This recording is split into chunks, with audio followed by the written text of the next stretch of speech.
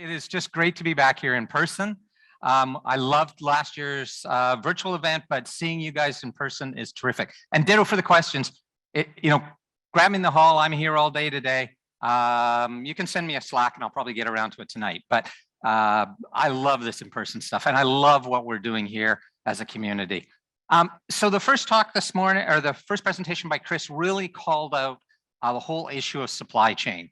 And I want to talk about supply chain and what we're facing, but I mostly want to talk about what I see as the solution going forward. And this is really important because the supply chain attacks are increasing exponentially. If you are following supply chain attacks, they're just exploding, whether it is, things like what the Lazarus guys are doing in South Korea, what the Russians have been doing with, say, the SolarWinds attacks.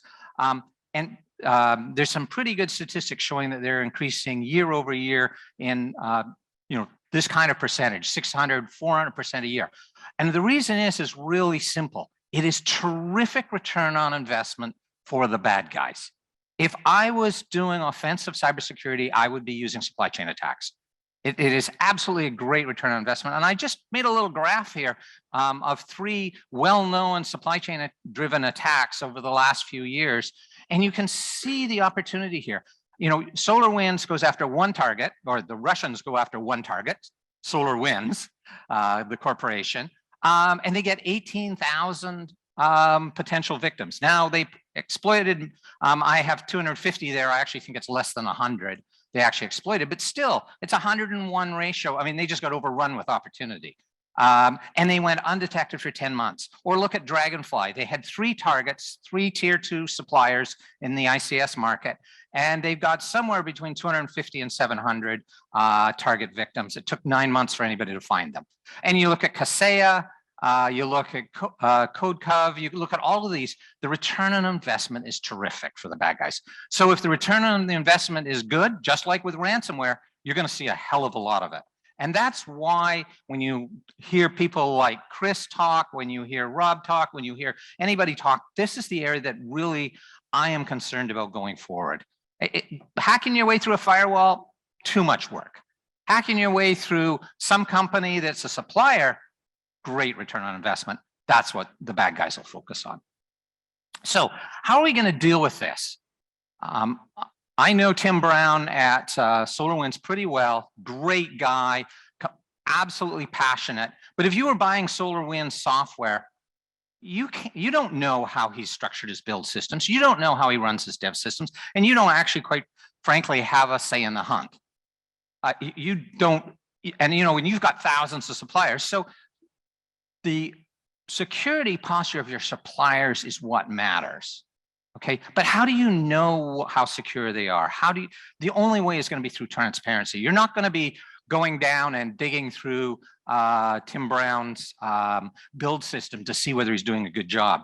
This is completely about transparency. And if you take one message away from today's talk, please take this away, that the only way we're going to secure our software supply chain in OT is through better transparency and a better community effort. We can't do it individually. It's just not possible.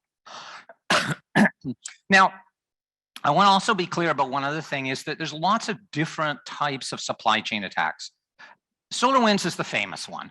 Okay, malware-driven, Russians get into SolarWinds Corporation, they get into the build system. By the way, they did not get into the code development or software development system, they got into the build system. They injected malware in which then SolarWinds distributed to its clients. Okay, so malware-driven. Now this was a briefing that I was on for a national security organization, not a US national security organization, Five Eyes organization.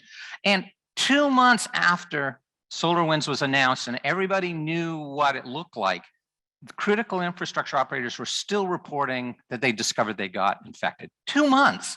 I mean, what could the Russians do in 2 months with an open opportunity like that? Everything is the answer. This type of malware-driven supply chain attack, we need to be able to respond in 2 minutes, not 2 months. But there's also another type of attack. And those are attacks that are are driven through the vulnerabilities. And a good example is Log4j. Okay, same thing. This is a chief security officer at one of the major US defense contractors, and he gave a little presentation saying that his team manually called 200 of their suppliers to find out if there was Log4j in their software. It took 2 weeks. Bad situation. That's just not, again, a way we can respond in real time. 2 weeks is not real time by any measure. So what are we going to do about this? Well, there's been a lot of stuff happening in the regulatory market to answer that question. We've seen FDA pre-market guidance. We saw NERC CIP 13. We saw the executive order. We've seen a bunch of TSA directives. We've seen the Supply Chain Risk Management Act. All these different things are coming down the pipe. And the core thing in all of this is transparency, the ability for you guys, the users of ICS products, to be able to get the information you need to be able to make appropriate risk decisions and actions. Okay, now let's look specifically at probably the most influential of those documents, the Executive Order 14028. And there is, this is section 4K, the director of the OBM shall take the appropriate steps to require that agencies complied with such guidelines. What guidelines? Well, that was a little earlier on in the document. Purchasers providing software bill of materials for each product. Now, to be clear, this is a requirement for US agencies purchasing software, not the whole world. This is not legislation. This is regulation through the US executive orders. But this is really the state of where we're going. I see, for example, sovereign oil companies in the Middle East having exactly the same clauses to their suppliers. Why? Because they say if it's good enough for the US government, it's good enough for us. And so this has really set the bar in the OT market. Now, what is this software bill of materials? How many people here are familiar with software bill of materials? Put your hands up. Okay, so there's quite a few of you who are not. So let me give you the quick 5-minute crash course on what a software bill of materials or an SBOM is. Formal definition in the minimum elements for SBOMs out of the Department of Commerce is it's a formal record containing the details of the supply chain relationships of components used in building software. Now think of it as the ingredients list for software. You got a can of soup, I go pick up the soup, I can read the ingredients list and I can know what's in it. And this matters to me, by the way, because my son's fiance is deathly allergic to peanuts. So I pick up cans of soup and I read those ingredients. So very similar situation, it gives me information. And that's the role of software bill of materials, to give the users information and transparency. SBOMs are well defined. People come to me and say, oh, SBOMs aren't properly defined yet. Oh, there's no standards. No, there's very clear standards. In the minimum requirements published by the US Commerce Department, they define 3 approved formats and they define minimum elements. It's very clear. There's no fuzziness there. So you can get an SBOM published today that is very clear and usable and transferable. There's no question about that. That's not a problem. That's like saying there's no standards in local area networks. It's just not true. And there's SBOMs out there today. This is an example from PyVision 217, which is the OSI product. You guys are probably familiar with OSI Soft and the PyHistorian. This is a part of their product. And this is an SBOM. And you can see one of the things you'll notice, this SBOM visual, which is visualization built out of one of those SPDX type or standard documents, is there's a lot of components. But you can dig in there and you can go and you can see the individual components. Now, what's very important to understand about this is about transparency. It is not a risk analysis. Let's go back to the can of soup. On the can of soup, there's that ingredients list, that SBOM, soup bomb, if you want. And on it, it says there's something called thiamine mononitrate. Now, Campbell's doesn't tell you if that is good or bad for you. Quite frankly, I don't know if it's good or bad for you, but that's where the risk analysis comes. But I have information that that ingredient is in there. And so I can then make my own risk decisions. But the soup can doesn't tell me how to do risk decisions. And an SBOM shouldn't tell you how to do risk decisions. It should give you information so you can make your risk decisions. So let me give you a very specific example of this in action. Okay, let's go back to that Pi Vision 2017, and let's look at this, and then let's look at this little guy right there. How many people recognize that extension? Not too many of you, a few of you. Okay, those of you who know it, it is a metadata-driven help file that is famous for vulnerabilities. It's a high-risk file. So the SBOM doesn't tell you that that kind of file is kind of dangerous in your software. But if you know to look for it, it's really easy pickings to be able to find out that you could be vulnerable to this sort of attack against this type of file. And in fact, we shared this information with OSIsoft on where these were buried in the last 10 years of code that they released. And they one of the things they did with Pi Vision, and I'll tell you more about it in a second, is release Pi Vision 2022 and stop supporting this old version. So this is the type of thing you can do with an SBOM. It's make decisions, and that's what we need to do. Okay. Now, it's not all sweetness and light in the SBOM world, and there's a particular problem that you need to be aware of called the namespace challenge. Let me give you an example that's got nothing to do with SBOMs and everything to do with control systems. How many people recognize this particular controller? Oh my God. I thought you guys would know what this is right off the bat. There's only a few of you who've used this. Okay, this is a GFNUC RX3i. It's probably 10, 15 years old. It was a very popular controller back in the 90s, early 2000s. Okay, so it's GFNUC, and if you look on the label, it says GFNUC. So let's, never mind the SBOM. Again, forget the SBOM. Let's just try and find some information about this PLC in the National Vulnerability Database. So in the National Vulnerability Database, typically we use what's called a Common Platform Enumeration, or CPE, to search. Okay, so what are we going to search for? Well, I guess we're going to search for GFNUC, right? Well, GE has a lot of names, and when they partner with FNUC, who has a lot of names, they changed the whole mess and got a whole bunch more names. So which one do you want to start with? But it gets a little worse. They changed the name again and created a whole bunch more. And then they decided to break the partnership with FNUC and change the name again. And then they decided to buy Alstrom and change the name again.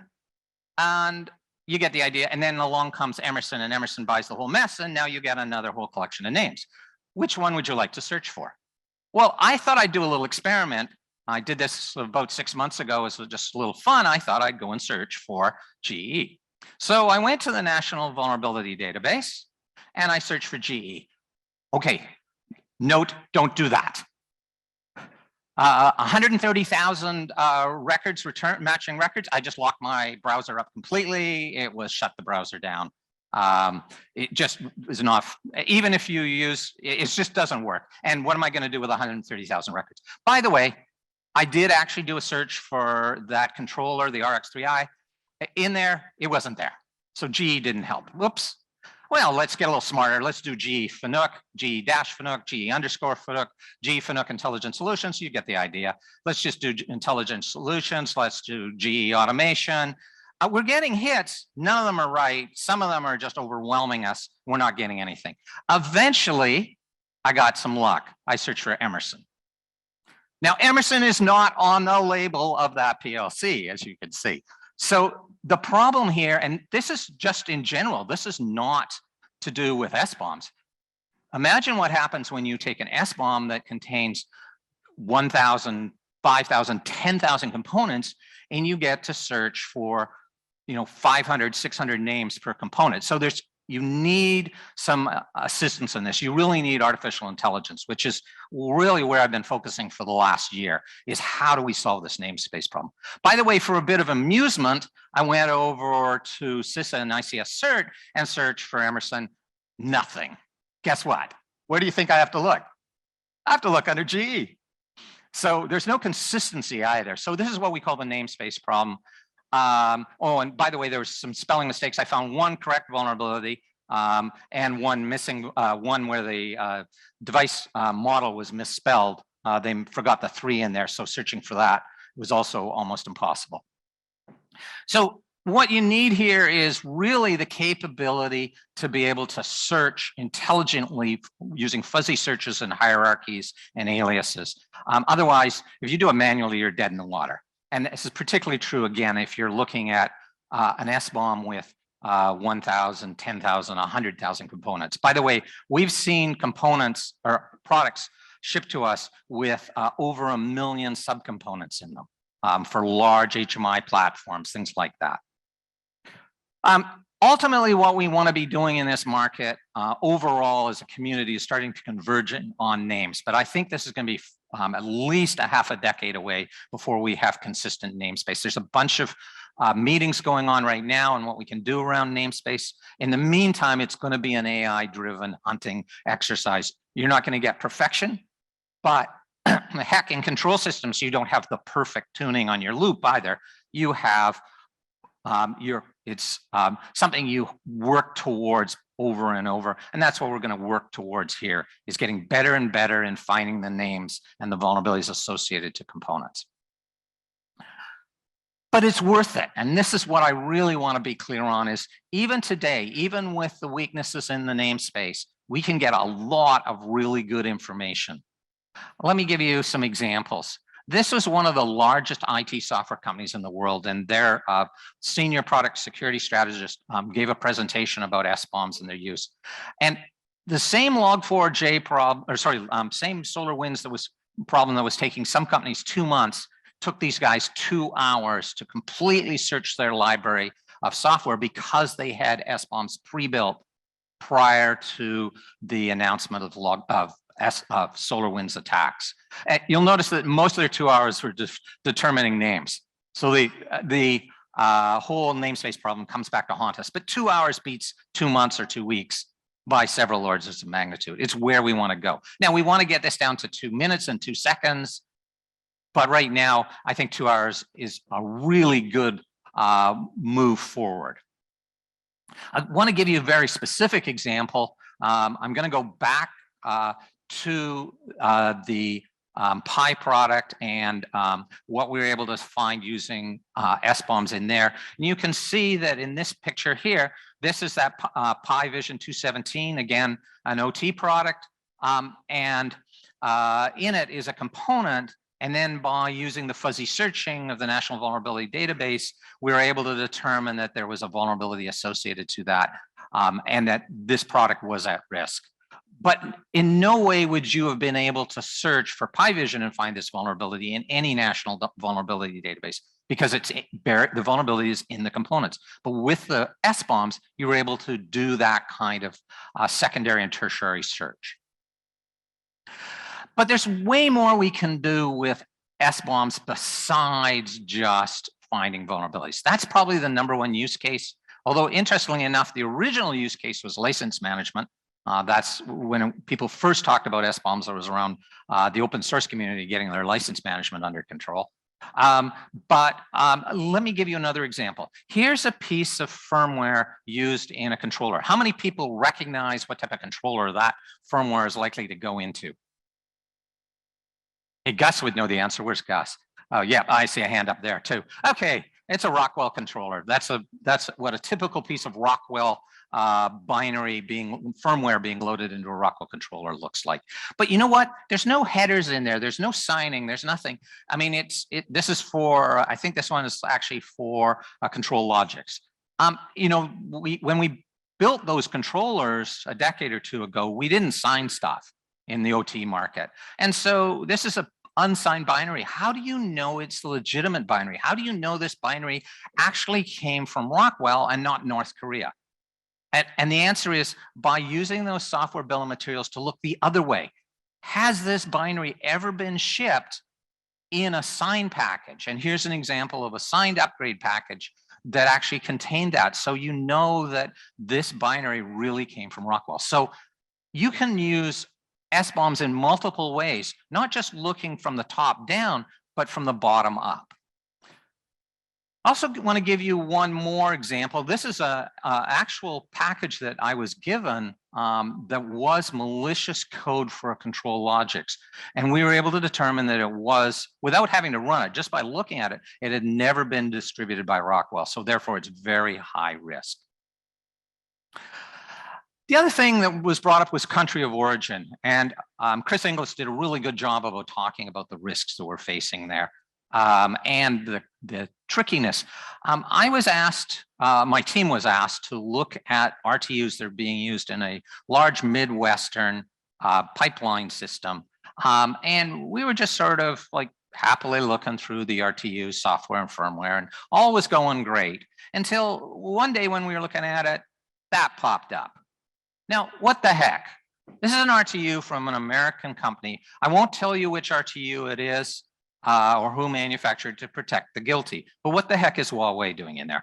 And we can drill into that. By the way, I've changed the name. I've named it after a stapler from Office Space. But if we dig into there, we can see what's going on here. And if you look at that, and that might be too hard to read from the back of the room, but basically these are configuration files for cellular modems. There's clearly Huawei cellular hardware buried into this RTU. Depending on your view of foreign conflict issues, you know, this may be a deal breaker for you, or this may be, no big deal, but it's something you need to know. So this is the value of SBOMs. So where are we going to be going? Right now, we're producing SBOMs, and lots of people out there are producing tools to make SBOMs useful for you. Ultimately, where do I see this going? All the tools that you use today for your security solutions are going to eventually be consuming SBOMs to help you make those risk decisions, to help you do your threat analysis. So expect to see SBOM consumption just explode over the next year or two, and lots of really cool tools. You'll also see lots of really cool tools out there to help the vendors create SBOMs, or in the case where the vendors can't or won't create SBOMs, you can create your own SBOMs. Lots and lots of tools in that area as well. The financial industry is really interesting. They're really going full steam ahead again with SBOMs. And this was a slide that Sunil, the former chief security scientist at Bank of America, put together. And I really like this part. The lack of SBOMs transfers the risk from the manufacturer to the buyer. So if you're buying software and you don't get your SBOMs, then you're taking on a risk that the manufacturer should be taking on. And so, as Sunil says, in the financial industry, the banks start to demand compensation, better support, cost reductions, etc. That's critical in the OT sector as well. We have to start saying, we need SBOMs in order to protect ourselves. Please supply it to us. If you don't, we're taking our business elsewhere, or we want better support contracts, etc. Gartner has a similar opinion. They say this is a few years ago, by 2024, half the enterprise buyers will say that they'll demand SBOMs. So I really believe the SBOM model is critical. It's about transparency. It is the way we're going to be able to get the OT supply chain under control. Will it solve the problems on its own? Absolutely no. It is a window that we can use into the problem to be able to make our decisions. If we don't look through the window, they're useless. If you don't look through the window outside, you might as well not have one. If you don't look through the window that SBOMs provide you, you're wasting your time. You're taking a risk you shouldn't be. But if you can get the SBOMs, and if you can use that, even just searching for vendor names, or search even simple things, although there's some really great tools coming out there to be able to use SBOMs fast and efficiently, then this is the way we want to be moving forward. They're very easy to fit into our existing processes. They aren't inventing new technology. The formats are all standard JSON formats. They're machine readable. And it's going to be the way we manage compliance for the validation of firmware and software and things like NERC 13 going forward. So thank you very much.